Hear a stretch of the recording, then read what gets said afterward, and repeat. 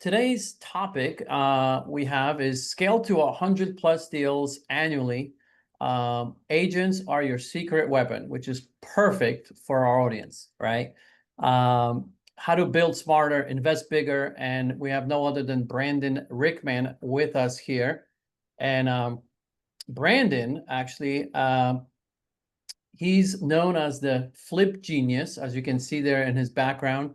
With over 25 years in the game, Brandon's flipped hundreds of homes, built a construction company from the ground up, and now mentors investors nationwide to do the same. Sounds like you're, from what I also read a little bit, is you're a licensed contractor. Some say you're a savvy investor, Brandon, and a man of faith, bringing real world wisdom with a mission-driven heart. So I tell you one thing, if you ever wanted to master flipping or build real wealth through real estate, this is a really good episode, great interview. I'm looking forward to getting to know you more, Brandon. I know we talked just briefly, but so I'm excited to have you here, man. Welcome to the show, Brandon.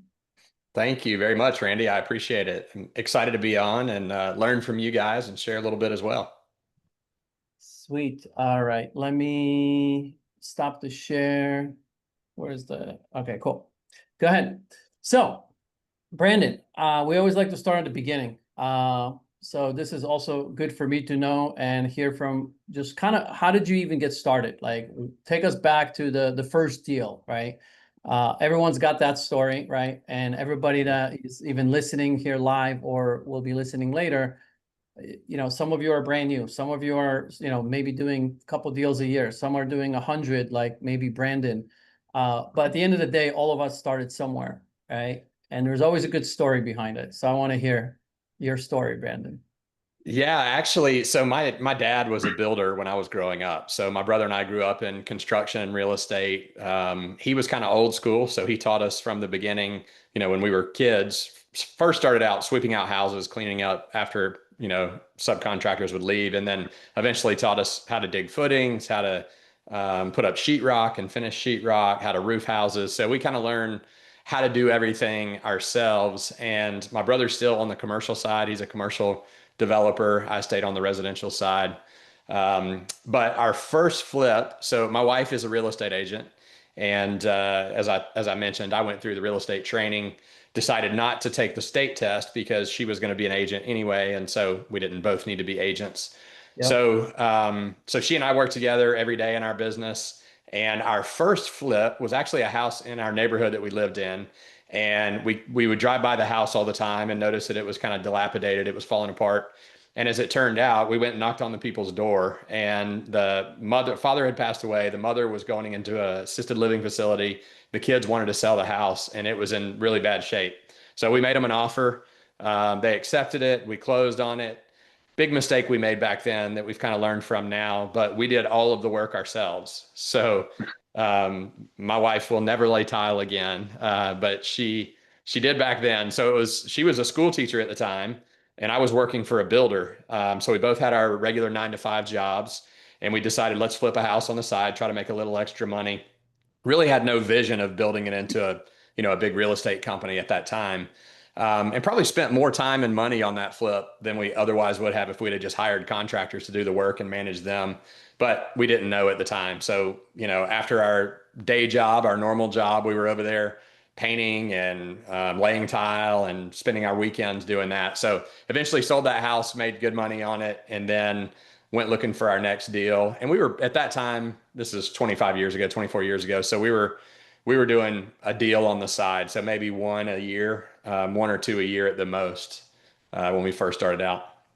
Got it. Awesome. Yeah, that's funny because my first flip, I got it from a wholesaler and Hmm. with my business partner, and we did the same thing. We went literally, and we had mentors, and we went totally against what the mentors would tell us, and we did the renovations ourselves. I engaged my family. I had my brother-in-law, my dad, everybody working in this flip. We set up our office inside this flip. I mean, that's not what they teach you, guys. So don't. Right. But Yeah. Don't you're do like, that. oh, we're gonna save some money. We're gonna get. Mm-mm. We gotta feel what it feels like to do a flip, and boy, did we feel it. I mean, we did sell it. We made money, and that was our catalyst also to kind of prove that you can flip a house, but Yeah. we never wanted to do that again. Like, My wife and I did the same thing. First house, we were like, we're gonna do the work ourselves. We're like, it's gonna take. It wasn't even that crazy of a flip. Like we're like, it's gonna take a month. Ended up taking 4 months. We're like, we're gonna spend like 15 grand, and ended up being like 35 grand. I had to re-pour a cement shower base, and we were just like, what? Like we will never do this again. So Yeah. it's lessons learned in it. Lessons learned. So it's good. So Yeah, yeah, and you that's went. that's one of the things that I kind of tell people now when, clients that we work with and stuff is just from the start, let's work on finding good contractors, good Yeah. subcontractors. You manage them, let them do the work. They have the knowledge, they have all the tools. They can go in and hang sheetrock in 2 days. What'll take me 2 weeks to do. So we try to encourage everybody from the start. Don't do it Yeah. yourself. Find contractors that can do it for you. Yeah, I just talked to an investor today, and he's his first flip. He did all the work himself, and he Mhm. saved like 20, 25 grand. And I'm like, do you think it was worth it? And he's like, no, not a chance. He's like, if I hourly out, he's like, I've been here so much more than what 20 or 25 grand would have been. So Yeah. I think we all tend to make that mistake at first. So so you were doing one-off deals here and there, and then at some point, did you decide to grow it? Did it just kind of naturally occur that way, or how did you go from side deals here and there to growing it to 100 a year? What did that look like? Yeah, it was over the course of, several years that we grew it to 100 deals a year. But once we flipped a few of them on the side and realized, hey, we're making more money doing this than our regular 9 to 5. My wife was able to quit teaching. She got a real estate license at that time. And then we started doing more outbound marketing. Obviously, her being an agent now, started making connections with other agents, finding more property. Learned a lot about raising capital. So raising money from, obviously there's institutional banks and mortgage brokers. And then we learned a lot about hard money lenders and private lenders and started working more with them. So it just kind of grew over time, especially through 2022, through mid 2022. It started slowing down a little bit after that. We still do 40 or 50 deals a year, but we're not doing 100 a year anymore like we used to. So yeah, it was kind of a slow, methodical growth. I never wanted to get overextended. We did, I'm a licensed commercial and residential contractor, so we did new construction as well for a while prior to the 0809 crash. oh wow. Um, yeah, so we were building houses when that whole thing came down. That was not a lot of fun, but we survived and learned from it and took a few bruises and continued growing from there. So the first, like, let's say decade, were you doing just a handful of deals a year, and then in the last 5, 7 years is when you grew it to 100? Or would you say it sounds like going up to 2008 you were doing new builds? Did you kind of what were you doing around that time, would you say, like after, let's say, 10 years? Yeah, we were doing we started out, like I said, one or two deals here and there, and then we would have, four deals going on, and then we were doing some new construction. We bought some rental properties and we were doing some flips at the same time. So that grew to, Okay. 6 or 8. At the height of it, we were doing about 10 deals a month, 8 to 10 deals a month. Okay. And that was through, like I said, through 2022. So really 2016, I actually worked with a buddy of mine and we were flipping 100 houses a year and it was wide open. And that's kind of where I got the vision. That was started in 2014, 2015 timeframe. And that was kind of where I got a vision for all of the outbound marketing and all the different things we could do. And then went out on my own. He and I split up and I went out in 2018 and continued growing from there. What's your Okay. market? What's your market, Brandon? Which one? Atlanta, Atlanta. Metro Atlanta. Atlanta. Mhm. Okay. Yeah. Just want to make sure. So that's interesting because I ran a business of flipping in San Diego for 7 years, and we grew it to about 80, 100 a year from 2010 to about 2017. So we slowly ramped it up as Mhm. well. And I know what that takes. I know how many leads it takes. It's a grind. It's a lot of work Yeah. just to get that, the lead flow, because you're only getting a small percentage of your offers accepted, right? So Yeah. just wondering, kind of, did you lean into like you said, I think you mentioned a little bit outbound marketing, or was it also agent relationships? Was it both? Or because like we leaned into agent relationships a lot, Mhm. like I would say 90% of our deals came from realtors. Uh, Mhm. And then some investors, of course, go the other way, right? They're like 90% outbound marketing, or maybe some are half and half. So I'm just kind of wondering, where did you start, and how did you get to that many? Like, Yeah, so we started, of course, my wife being an agent, we could look at the MLS. So that's kind of where we started initially. But as we grew, we did more and more outbound marketing. And then we added working with agents and brokers as an additional marketing strategy to the others. So we were doing direct mail, SMS texting, cold calling, PPC, PPL, all the different bandit signs. We were doing a little bit of everything. And you can imagine at that scale, as you said, Randy, you've done it as well. So, we're sending 50,000 texts a week and 50,000 postcards a month, and, full-time cold callers who are calling 40 hours a week. So in order to generate that amount of leads, you've got to do a lot of marketing. But really, the piece with agents and brokers, and I tell everybody when they come and start working with us, the first thing I want you to do is I want you to call 5 agents a day for the next 4 weeks. And I want you to let them know, hey, my name's Brandon. I'm a real estate investor in the Atlanta market. Just wanted to introduce myself. If you come across anything, we're looking for houses that we can buy that might need a little work. We'll buy it, we'll close on it, we'll do the rehab, and we'll sell it, at retail. So if you have anything that fits that, let me know. Or if you know of anybody who might be interested in something like that, let me know. And you'd be surprised how many people get deals that way. In fact, we got two flips we're working on right now that both came from real estate agents. So they find properties that we can't find all the time. And so that's a big part of our business, is just building those relationships over time. And, I think it kind of goes in waves. Sometimes we have a lot of deals that come in from agents or brokers. Other times we have more of it coming in from outbound marketing, but definitely a big part of our strategy for finding property. Yeah, and I like the idea of calling, because being an agent, like we get so many texts from investors where it just comes through a CRM, you can tell. So we've got a handful of people that we work with investor wise, because they picked up the phone, they called us, they built the relationship.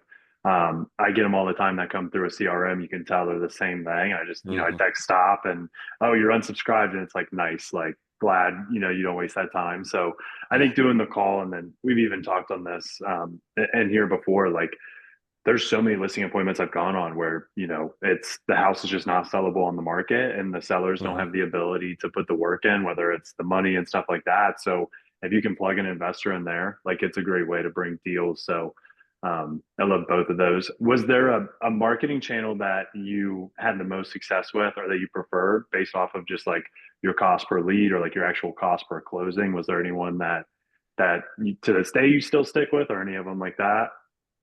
Yeah, I would say direct mail has been our number one Yeah. marketing channel forever. Okay. It's expensive to get into. Obviously, it's a little more expensive than some of the other, like texting and cold calling is not very expensive to get into. You buy the data, skip trace phone numbers, and then, have a caller do the calling yourself on a roto dialer, or, hire someone to do the calling or texting. But for us, direct mail has always been number one. And, we've gone up and down as far as how many postcards and letters we're sending out a month, what areas we're targeting. We kind of change it based on the market and what we see happening. Sometimes we're very specific. We'll go to a specific neighborhood and blanket that neighborhood. Other times we're buying data from data providers where, we're targeting people who are tax delinquent, or people who are probate, properties in probate or going through probate because somebody passed away. So different focuses for direct mail, but direct mail has always been our number one. Follow-up question to that. Direct mail, like typically it's 7 touches to get an answer. Do you have do you track? I've got a couple of investors I work with that are just like spreadsheets, love it. Do you track like how many you're sending out to get anything? Are you big into that? Or are you more like, we'll blast them out and we'll start getting phone calls when we get phone calls? Yeah, at this point, I'm more on the latter side of that. When we were doing 100 deals a year and had 10 employees and VAs and all that stuff, we kept up with it and tracked it Okay. every day. Yeah. But now, it's been consistent for years and years and years. We know, we're going to get deals off of it. Sometimes, some months it's lower. Like I said, we don't get as many deals from direct mail, but eventually if you stick with it, it comes back around. And we do, we encourage people, if they're going to do direct mail, rather than, let's say you have $5,000 you want to spend on direct mail, rather than spending it all in 1 month and dropping $5,000 worth of direct mail in 1 month, split it up over 3 months or 4 months and do it to the same list 3 times or 4 times, because we found obviously with multiple touches, you're the person who is in their mind when they do get ready to sell. They may not be ready to Yeah. sell when they get that first postcard, but 3 months, 4 months later, they might be ready to sell. Yeah, timing is everything with them. We have Claudia Millsap. She asked, "Do you know how many times you're typically sending them out per month? Do you try and hit them?" I've typically heard like once every 2 weeks, something like that. Once every 3 weeks. Do you have a time frame you're typically trying to hit it with? So we do have a cadence. When we buy our data, they're ranked based on how many motivating factors they have or distressed factors they have on their property. And Hmm. so the ones that are at the top of that list that have the most motivating factors, we'll hit them every 2 weeks. And Nice. then the B level we'll hit every 4 weeks. Some of them we hit every 3 months. So we break it down based on how many motivating factors they have, how likely are they to sell their property, and then we have a cadence based on that. Got it. And and then Christopher kind of beat me to the punch with his question because I was thinking about the same thing. I was like, okay, I wonder how big was your team? Because I know how big my team was. And you try to be lean, but you know, when you're doing that volume, it creeps up on you, right? Yeah, If you want to have a life, you got to hire people, right. right? And even Yeah. it was still difficult. So what did your at the peak, if you can take us back, what did that team look like? Like in the acquisitions department or in the rehab department or in the sales department, how did you guys, navigate that? Yeah. So as we grew, we kind of added people as we needed to. The first most important hire, I think, for me was an acquisition manager. So I was out running appointments, negotiating with sellers initially when we started out. And then as we grew, that was my most time consuming thing. So I wanted to remove myself from that. So hired an acquisition manager, trained them at the height of it. Like I said, I think we had 9 local employees and 3 virtual assistants at the height of it. And so we had 3 acquisition managers, 1 dispo manager, a marketing manager, um, social media person to manage our social media. And then we had a transaction coordinator who would kind of, facilitate everything between the time we got the contract, under contract to a buyer, and then working with attorneys to get it closed. So Yeah. yeah, a couple acquisitions was the biggest part of it for sure. Yeah, because we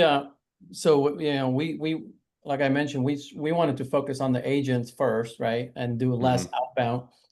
Hmm. So that's less expensive, but it requires a lot of phone calls, right? You constantly have to, keep an eye on the MLS. We had all the filters set Yeah. up. We would get all the notifications emailed to us, blah, blah, blah. So we actually hired an intern. We hired one intern, and then we hired two Hmm. more. So I had 3 interns on my acquisitions team, pounding the phones, calling agents, building relationships, and teaching them kind of the set close model. I'm like, on the first phone call, you do not talk about offers. You just gather information, right? Yeah. Like, Hmm. and once, they got comfortable, then I would allow them to, call back with an offer. But usually, you teach them how to set, and then we would be the ones calling, right, Hmm. with the offer because you get a lot of objections and they have to learn. But then once they got comfortable, and then I brought in an acquisitions manager to further remove me Hmm. between them. So then I had them, acquisition manager, watch the 3 interns, and then we had same thing. So rehab manager, yeah, transaction coordinator. So it's like it was about 10 people, same thing. So if you're, wondering, like someone asked Christopher, it will probably take about 10 people on average to do about 100 deals a year. And that was true for Hmm. me. Looks like true for Brandon as Yeah. well. Right. Yeah. Yeah. Was there ever an intention, like at one point where you just like, I want to do 100 transactions? Did it kind of grow to that point just because you kept hiring, and as you were hiring, it kept growing? You're like, we'll just keep going with that, or was that like a set decision you made where you were like, you know what, we want to knock out 100 flips a year? Because it stresses me out to think about that many flips going on. So I can only imagine like what you're thinking as you're hiring all this and taking on all the stresses. Yeah, it was never a vision to do 100. And, one year we do 108 or, the next year we do 96 or something like that. So it was average of 100 over a couple of years there. We've done over 500 now, 520, 530 now. So, um, but it was never the idea of like, hey, let's go do 100 houses. It was just kind of, it grew. The opportunities were there. Our marketing channels, once we saw a good ROI on our marketing, then we would double down on that channel. And we try to always do, I tell people when they're starting off, find a marketing channel that you like. Obviously, talk to agents. We have several free marketing channels like obviously door knocking or driving for dollars, Facebook or Craigslist and things like that, working with agents and brokers to find property. But once people get into the paid marketing side, I always encourage them to find one paid marketing channel and become really good at it. Learn how to do it, make sure you're getting a good ROI, and then you can add others. I think the best thing is when you can get to where you have three marketing channels. We call it a three-legged stool. Our marketing is a three-legged stool at a minimum. So three different channels that we're doing at the same time to find properties. And you can, again, add more, which we did. We had 6 or 7 going at any given time. But those three, direct mail will go down sometimes, cold calling will go up. And for no reason, nobody can figure out why. Then cold calling might slow down and SMS texting goes up. So having multiple channels that you're doing marketing in brings those deals, on a more consistent basis. And once we found those and started doubling down on our marketing spend on those that were working, deals kept coming. Like we all know, the market was really good. Hedge funds were buying like crazy. We worked with a lot of hedge funds, and they were paying close to retail prices. So it just grew, and we continued doing what was working. I had a guy in Cincinnati that he got the buy box for the hedge funds, and all of his marketing went literally to the buy box to the hedge funds, and he would just sell it off retail to them. And he was making 15, 20K a pop, just wholesaling these deals. And like, they weren't deals. Nobody in our market would touch them. And the hedge funds were they were eating them up.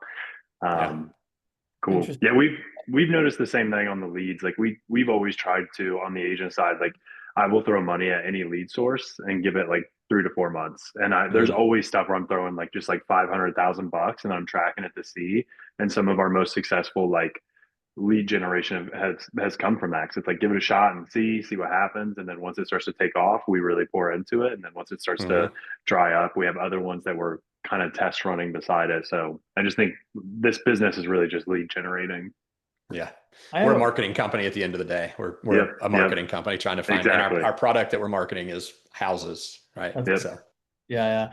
I do have a follow-up to one thing you said, because this is what I tell a lot of agents. So, a lot of the people listen to this are agents that want to work with investors, or maybe they already work with investors and they want to improve it. And I one of the tips I always say, like, look, when you go and meet investors, meet someone that does outbound marketing, right? And ask them like, hey, first of all, I'll first ask them what's their acquisition channel, and if they answer outbound marketing, dig deeper, right? And because if you're an agent, what I also found, the smaller investors usually don't have a licensed team member on the team. You happen to have one, but a lot of them, they don't, right? They're just focused on generating the leads to buy, as an investor. But you and I know, Brandon, maybe 1 out of 10, 1 out of 15, you can buy, right? That you actually talk to, right? Yeah. And the other, whatever, 9, 14 leads or seller leads you talk to will potentially end up listing it, right? Yeah. And I'm like, so that's where you can get in with those investors and ask like, hey, what do you do with the other 9? Are you trying to monetize them, or are you just letting them go? And frankly, it's embarrassing, but a lot of investors let it go. And I'm like, and that's your in. Or like, well, can I work with you and help you monetize those? Can you just hand those off to me? And if I get the listing, I can, give you, if you're a licensed investor, you can get a referral fee. But if you're not, I teach my investors that, the agents, to then pay for Brandon's marketing. Like, just pay him for his marketing if he's feeding you listings that you're closing, right? You're allowed to legally do that. So this is like, so my question is, when you were doing such high volume and, your wife being a realtor, did she end up getting a lot of opportunities as a realtor or listings, or did she refer those out? Or like, what did you guys do with those sellers on your part that were like, Brandon, we don't want your cash offer, you're crazy? Yeah. So my wife is a wonderful, we've been married for almost 25 years now. She is a domestic goddess. So I tell people she's my co-CEO. So she's involved in all the decisions of the business. Never was really big on the listing side as an agent. So actually 2 of my 3 acquisition managers, I encouraged them to go get their license. So they did get their license. And then I had an agreement with them that anything that we listed, we would let them list it for 1.5%. So basically split the listing fee because we were paying for all the marketing up front. So what happened then is they could get paid on the front side if it was something they bought that we were able to buy off market. When we listed it on the MLS, they could get paid on the back side as well. So every house that we went into, part of our sales pitch or our talk, to a potential seller, is we can help them. We're a real estate service company. Yeah. So when we come into your house, we're going to listen to your situation. We're going to take a look at the house and we're going to tell you the best way that we can help you. We buy 10 houses a month. Most people are selling 1 or 2 houses in a lifetime. They don't have the experience that we have. So we present to them, we're going to evaluate, we're going to come and hear your situation, talk to you about your situation, and then we're going to help you decide what's the best path forward. If you want to sell it quick, you inherited the house and it's in disrepair and you don't want to spend the money or the time to rehab it, great. We can give you a cash offer. We can close in 7 days and no inspections, no appraisals, no nothing. We'll pay cash. Are you interested in that offer? No. Then we move up the chain. The next thing we can do is, we have other investors that we work with who might be buy and hold investors. We obviously look at it for ourselves to keep as a rental as well, but we have other investors we work with and we can send this property to them and see if they might be interested. And if they are, they'll pay us a finder's fee, right? That's typical wholesale type setup arrangement. We might be able to get you a little more because other people might be willing to pay a little more than we are. Do you mind if we send it out to some of our investor partners to see if they're interested, try to get you a little more? If that doesn't work, obviously we can go all the way up the chain to where we can list the house for them. And so we did, we did get a lot of listings. Surprisingly, with as many agents out there, there's still people who don't have relationships with real estate agents. So we were sitting in front of them. We had paid for their contact information. We knew they wanted to sell their house. And so whether it be paying cash and closing quick, all the way up to the house is in great shape and you want full retail, the best way you can get the most money is to work with an agent and we can list it for you because we're agents. Yeah, because it's and honestly, at that point, you're building the trust and you're not coming at them with one option, right? Mm-hmm. That's where a lot of investors, I believe, make a mistake. They only focus on the cash offer, right? And they're not hearing the seller. Right? What's their need? If this was your mom in front of you, would you recommend that they list it or sell it to an investor for cash? And property is in decent condition or, but completely outdated, but it's mortgageable.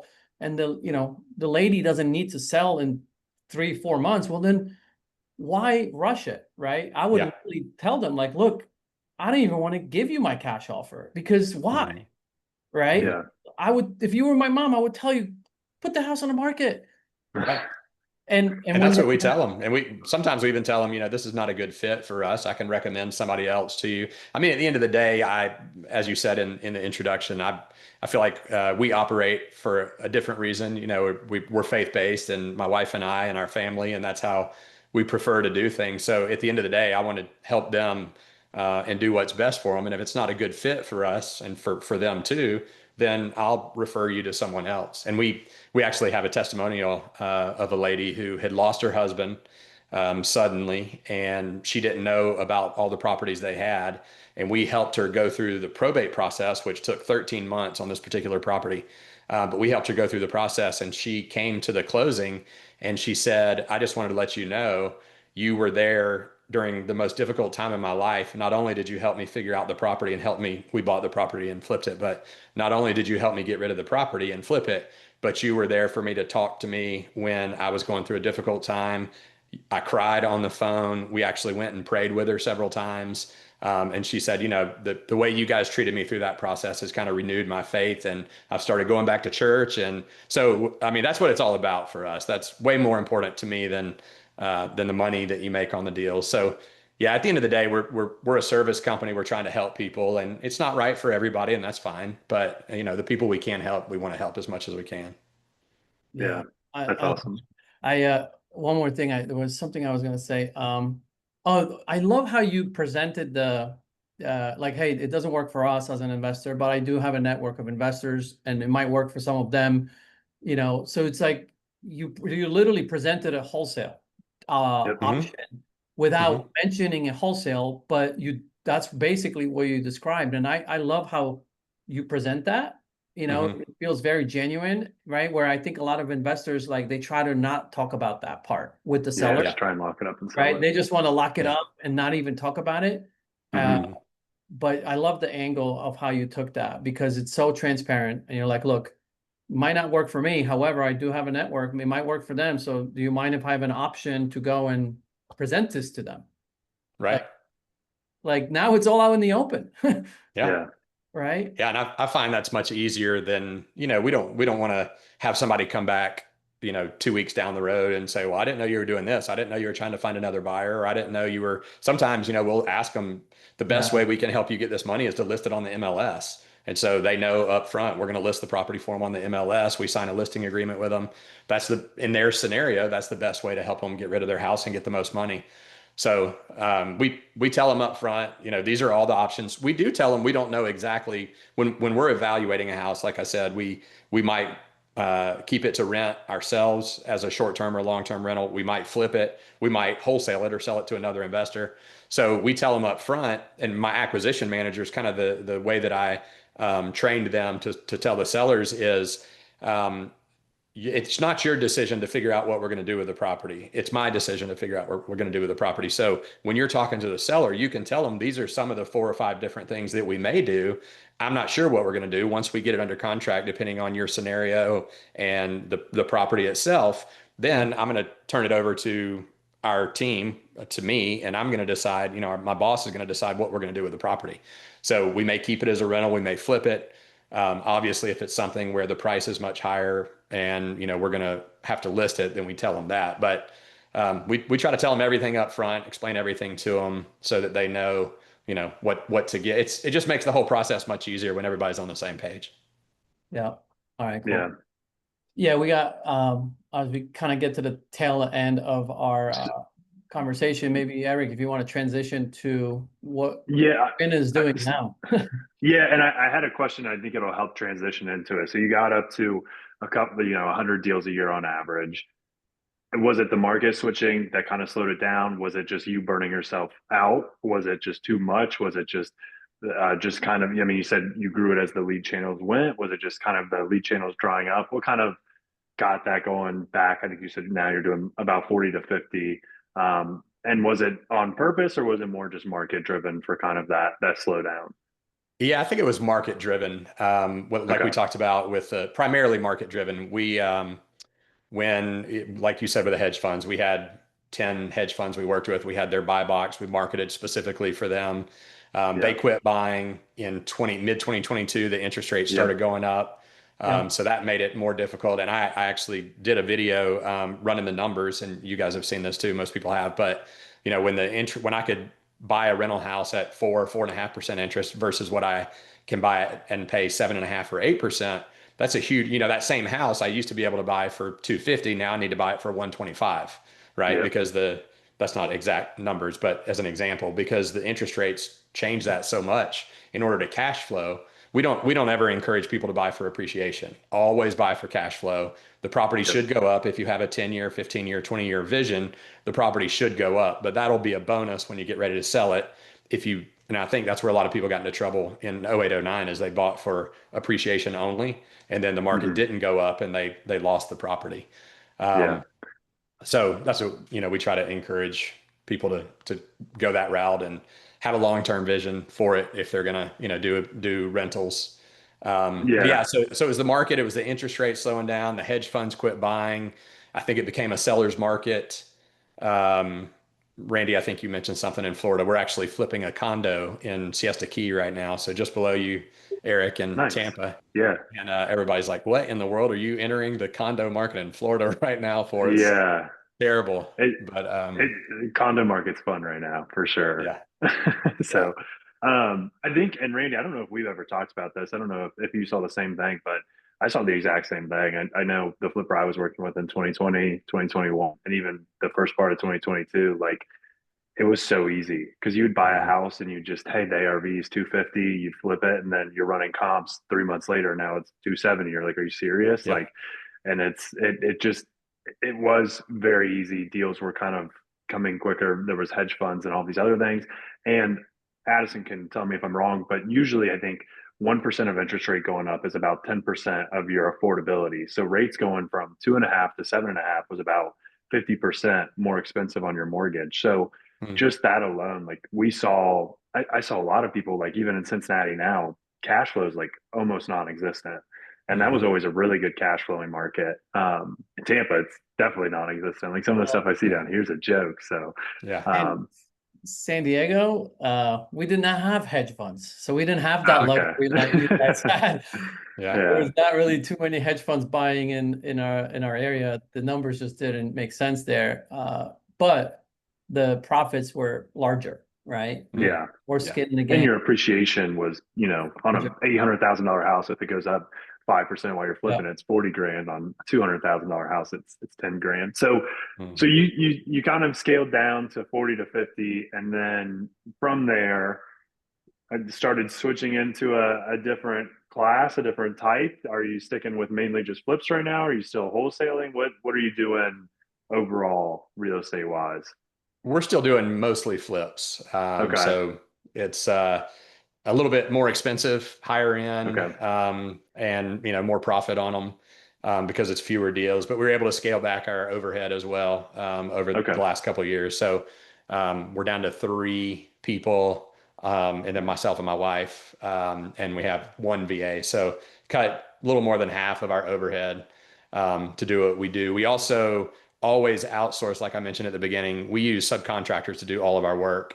And so we have a project manager who manages our flips. So whenever we get a property under contract, we bring her in. She manages all the subcontractors, orders all the materials, has them all delivered on site, and kind of manages that process for us. So we're still doing mostly flips. We don't wholesale a lot anymore. It's hard for us to find properties at Yeah. the right price that we can mark up and resell.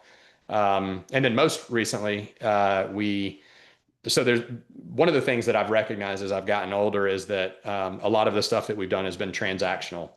So when we were building houses, it was find a lot, build a house, sell it. Great, we made some money. Now what? Got to go find another lot. Same thing with flipping houses. So, you buy a house, you flip it, you sell it, you make money, you got to go find another house. And so we've tried to focus some of our energy now on more legacy wealth, long-term wealth. So obviously single family homes can do that.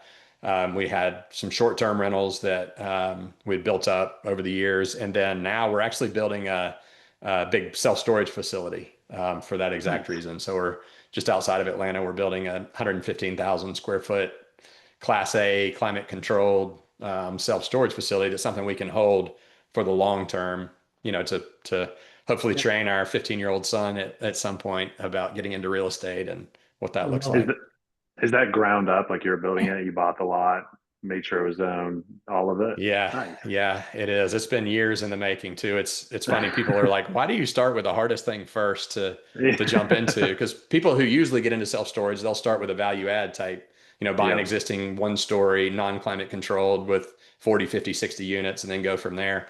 And I jumped in with, 865 units right off the bat. So, And Wow. boom, let's go.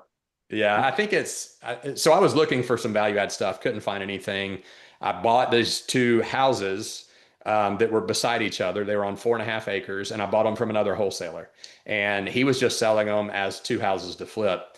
And so I put it under contract. I was planning on flipping it, but as I was doing my due diligence, I realized this may be going down a path that you guys aren't interested in. But I was able in my due diligence to find out that the property was zoned. The future land use map showed it as commercial.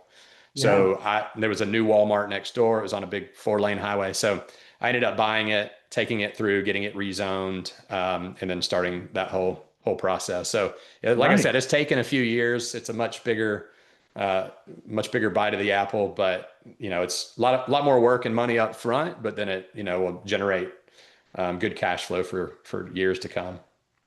Yeah. Yeah. And how did you No, raise the money for it? Did you just go to your network? Did was it your money, or how did you put that deal together? Yeah, initially it was my money. So I bought the property and then, well, actually, I got a hard money loan to buy the property initially, Okay. and then put my money into it. We So it's a 13, total is 13.5 million, 9.5 was from a bank, and then we raised 4 million from investors. And that was Awesome. just a syndication. So mostly friends and family. We had a minimum of $50,000. And so we had a lot of people come in at 50, Mhm. 75, 80. And then we had some Yeah. people come in at, 2 or 300. Oh man, Awesome. it's a great story because I always say like you just never know, right? When you start your career as an investor, or a realtor, you just never know where you're going to end up as a niche, Hmm. right? And Yeah. there could be so many different pivots and still stay within real estate, but your life Yeah. could be looking very different where your focus is, right? Yeah.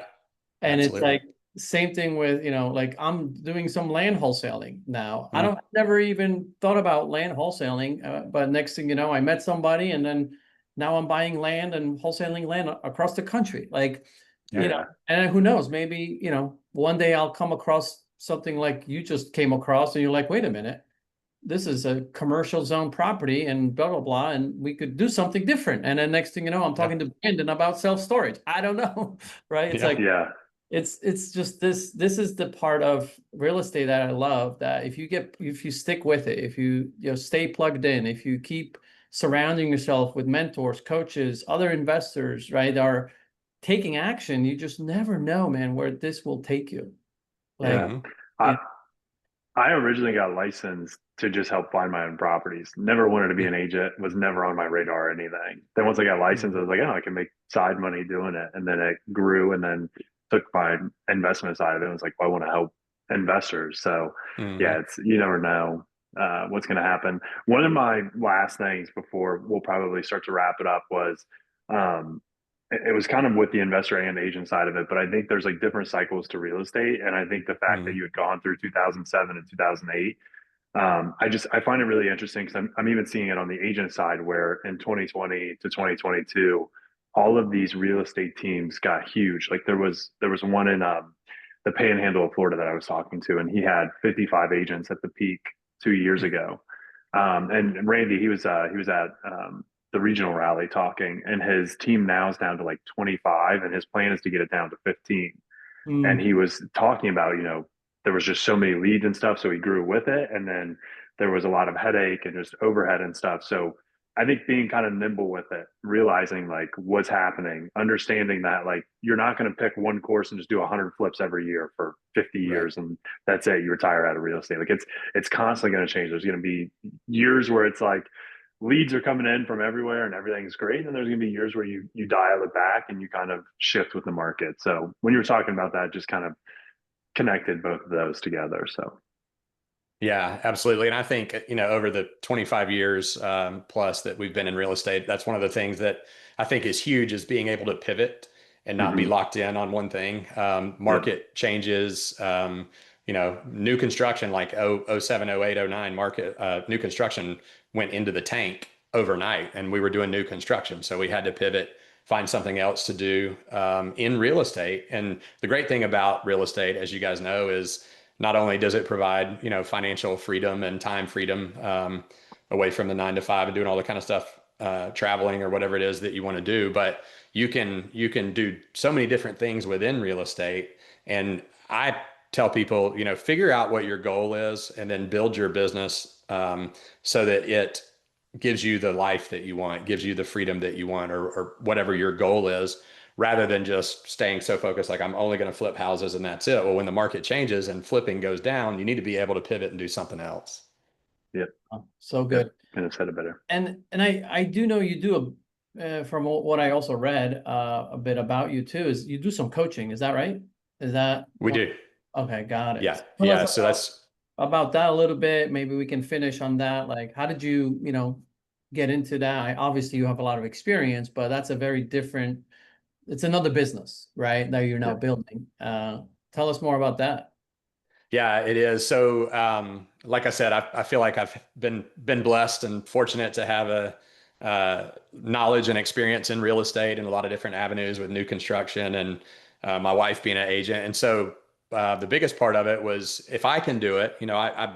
I didn't graduate with a great GPA. I didn't have a great SAT score. I wasn't a genius, let's say. But so I'm like, if I can do it, and we can figure it out, then I know other people can too. And so I want to be able to help them learn it so that if they choose to, some people just want to do it as a hobby, do it as a deal or two a year on the side because they love their full-time job. That's great. Do that. But for me, I wanted to leave the 9 to 5 grind. I wanted to, have my own autonomy and time flexibility and all that. So just trying to teach other people how they can do that too. Most people don't know about hard money lending and private lending. Most people don't know that they can, transfer their 401k into a solo 401k and, invest out of their solo 401k. So it really just started from trying to share that with other people. And when I first got into coaching, I actually did it back in 2016 to 2018. And I did it in the live, kind of the old school coaching thing where you see the people, you'll come to a free event and then you come to a 3-day boot camp and then you can sign up for a year program. And it was a good business financially, but it didn't fit with me and my morals and my beliefs, just because we had people who were paying $50,000 a year to learn how to flip houses. And so I did that for a couple of years and just said, really for about a year and a half. And I was like, I don't want to do this anymore. I just don't feel good about it. So I took all of that content, all the information that we would teach people over the course of the year, and put it into a video series. So now we have a video series that people can do for a couple $100 and learn on their own schedule and, watch the videos when they want. We do have an additional piece, which is a call with me every week. But for the most part, it's all the same information that we taught and people paid a whole lot of money for. I've turned that into something that they can do in bite-sized chunks. They can do it on their own time. And if they want additional help from me, they can get it, on this weekly call. So still the same information and the same reasoning behind it, just trying to give back and share some of the blessings and the knowledge and experience that I've been given, and help other people grow and reach their goals. Yeah. That's awesome. Yeah. So my background is being partners with one of the largest education companies, FortuneBuilders, and then Oh yeah.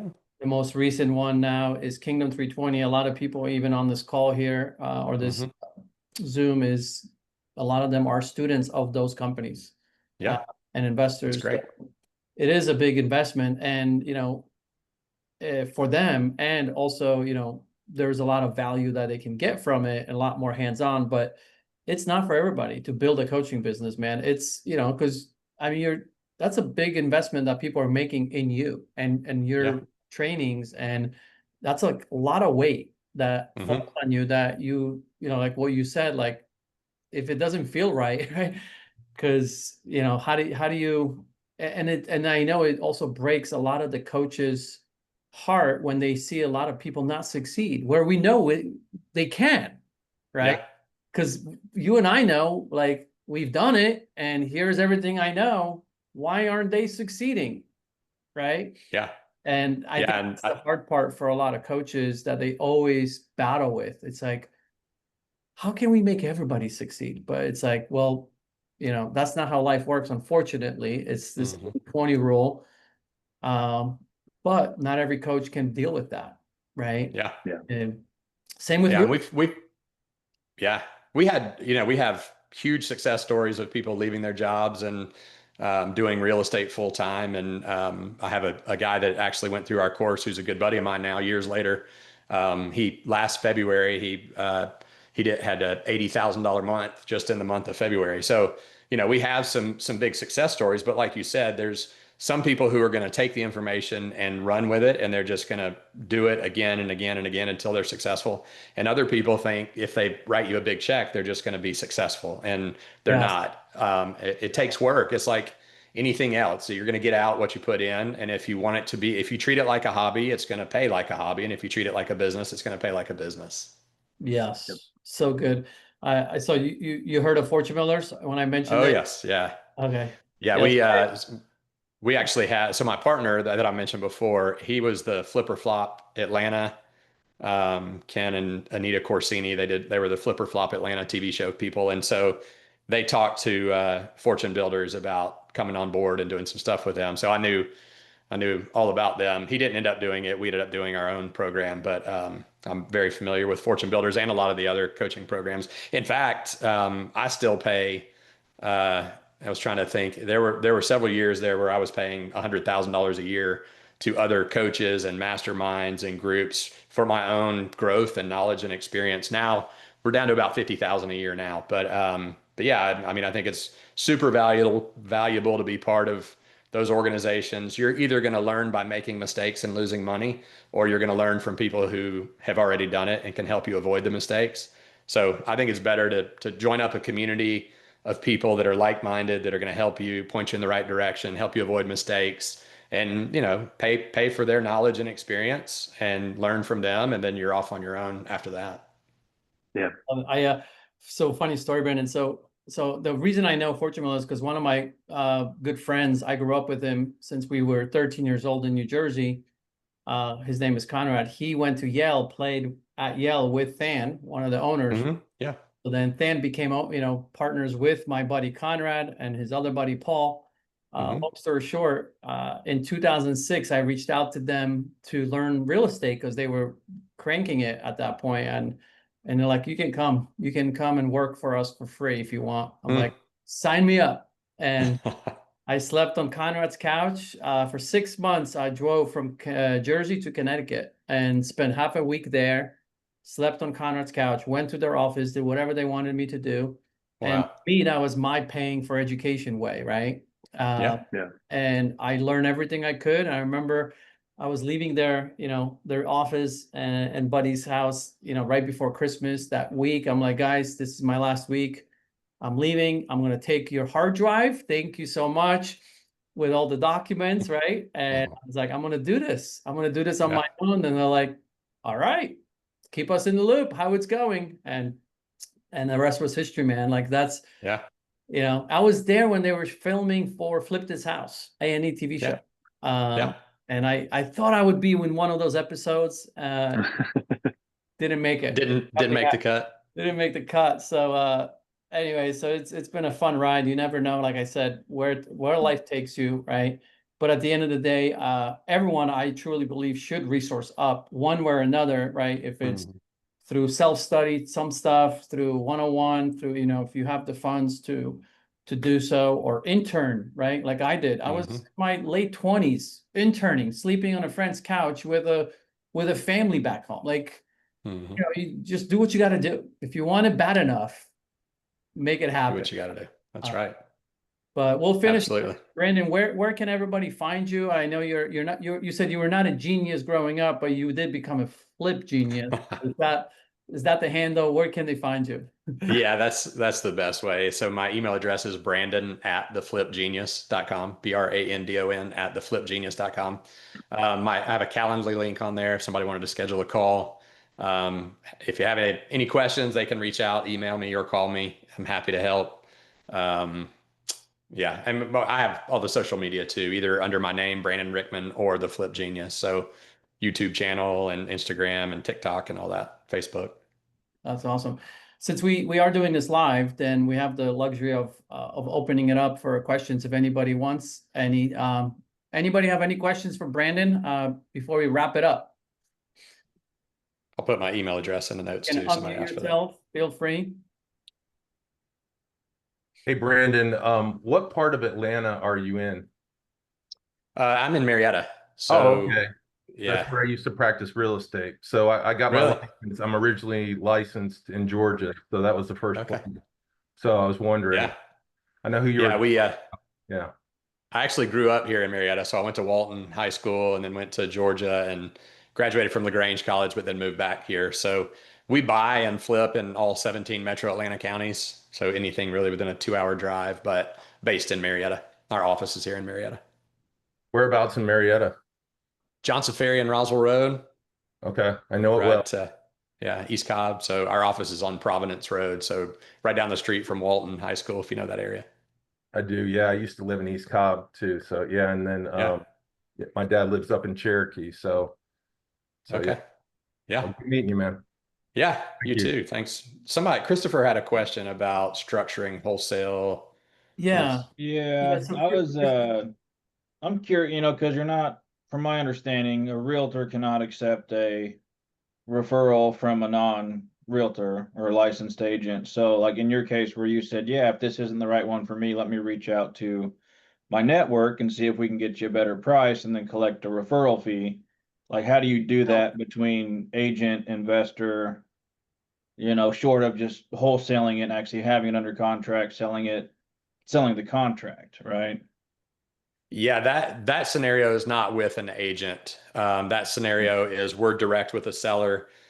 We offered them 200,000 for their house. They want 250. Maybe the ARV is 350 or 300, whatever, and it doesn't work for us. So we'll tell them, the numbers don't work for us. If you wanted to sell it quick, and this is the number we could give you. If you don't want that and you're not in a hurry, I understand. I can probably help you through my network, but I'll need to bring a few more people in to see the house, and you'll have to give me a little extra time to get it closed. But I can send it out to my network and see if someone else might be interested. And then they'll pay me a finder's fee. So that would be other flippers or buy and hold investors. And basically their finder's fee that they're paying me is whatever the difference between the seller wants and they're willing to pay. So it's basically a wholesale fee, but we don't use the term wholesale. So that's Okay. not working with an agent. I got you. Because, in our case, like I am, the business and the agent. So I don't want to cross that line. But if I refer it out, then is that technically me taking a referral as an agent? You see what I'm saying? So Christopher, for you though, it's actually easier than if for Brandon that's not licensed, because Brandon always has to then put the property under contract and assign the contract, right? Mm-hmm. That's the only legal way he can collect that fee. Where you can actually go to your investor network and be like, look, I tried, they didn't like my number. I'm also a cash buyer, right? But I'm also a licensed agent. They didn't really, like the number that I gave them, but they gave me the opportunity to bring other investors that maybe work of lower margins, or they do buy and holds, who knows? And then you bring in those people, but before you bring them in, you sign a buyer agent agreement for that one property, right? And you just come up with 3%. Hey, if you end up buying this property, I'm going to bring you to Mr. Investor. I want 3% from you, from them, not the seller, right? Mm-hmm. Okay. So it's actually easier. Now you don't even have to go to the seller and be like, okay, Mr. Seller, well, here's what we can put you under contract for, and then we're going to sign. It's actually simpler, to be honest, because you have a license. Okay, yeah, that makes a lot more sense, because I just, learning a lot of it's like, how do you not cross lines, but there's legal ways to do it, and just understanding all of it. So yeah, that makes a lot of sense, Randy. Thanks. Yeah. Yeah, and I think where are you, Christopher? Where are you located? We're Kansas City, Missouri area. Okay. So yeah, obviously every state's different as far as what they require. And here in Georgia, the Real Estate Commission has a lot of rules and regulations, but we have a lot of agents and brokers here in Georgia who wholesale and flip houses, and they're agents too. So there's definitely ways to do it. I love the way that Randy described it. There's definitely ways to do it. A lot of times easier for you. I have a obviously you could run it through your broker and pay them a percentage of the fee, right? If you just charge the 3% of whatever the sales price you're able to get them, and then pay your broker as agreed. I have a deal right now that we closed on that came from an agent, actually two of them that came from agents, and one of them still had the property on the market. So that was pretty easy. My agent got paid, their agent got paid. One of them was not on the market, and we worked out a fee that I would pay him as the buyer in addition to the purchase price of the house, that he had to then run through his broker. So his broker got paid as well. So there's definitely ways to do it depending on what state you're in. But I think Randy's suggestion is a great way to structure it. Okay, cool. Thanks. Yeah. Sure. Anyone else? Hey, Randy, this is Julie Beth. How are you doing all? Good. Hello. Good to have you. Good. Thank you. So I have a similar question, and right now I'm going through this deal that is off market, but it was brought to me from another agent. And so we're trying to find the end buyer, but I didn't know how to go about that. Do I put it as a finder fee, or what is the best way to do this? Because I'm also a realtor. Randy, you want to answer that, or you want me to give her my thoughts? Yeah. So Julie, you got it under contract right now, or no? Not personally, but I'm helping this person to find an end buyer. Okay. And is this the property need repair? Yes. Okay. So it's a great opportunity for an investor, what I'm hearing. A cash investor? Yes. Okay. Yes. Okay, and the seller wants a quick closing and they're okay selling it to a cash investor, they're Uh, just- yeah, it is my understanding that they have it under contract already. wait, who has it So under contract? I think an agent has it under The other contract. Yeah, Hmm. an agent has it under contract, and they're letting Yes. her help dispo it. So if you're helping to dispo it, what I would do is, as long as she's okay with it, just tack on a fee. So if it's 100,000 you're shopping for it, and you're like, I'll do it for 5K, then you shop it out at 105K. It's kind of daisy chaining, so you want to make sure that the other agent's okay with you doing it, but you should just be able to tack it onto it. You being an agent though, I wouldn't try to do a wholesale. So instead, what I would do Just if I were buyer's you commission. is I would just represent that investor if they're interested as a buyer's agent and just Yeah, sign that's what I would do. a buyer broker agreement for that one property, right? Again, and it could be whatever. You call the shots. If there's room and they're willing to, don't tell them obviously what they have it locked up for, right? You ask the interested investors like, hey, what are you willing to pay for this? Is this a deal for you? What number would it be a deal? And then see how much room is there for you, and then that's your commission. And you say, okay, great. Well, then 5% of that is going to go to me, right? Uh-huh. And then, you know what I'm saying? So you're creating your own spread, but really that spread is commission. Yeah. Okay. And then you run it to the broker. That's the cleanest way, because if you try to get involved in assigning an assignment, like it will blow up in your face. Yeah. And also we're not brokers. Talk to your broker, talk to your every state Yeah, different, just to cover ourselves so that something gets recorded. Yeah, Without. Billy is with us at EXP too. So yes, please talk to the brokers if you have questions. But that would be, I know that would be pretty, the cleanest way. If it's just okay. Represent the buyer. Okay. We do in Georgia as well. And again, every state's different. So I agree. Talk to an attorney or talk to your broker. But in Georgia, if we can have a marketing agreement that we have them sign, that the seller also signs, so they're aware that we're helping the agent, that they have a listing agreement with, sell the property.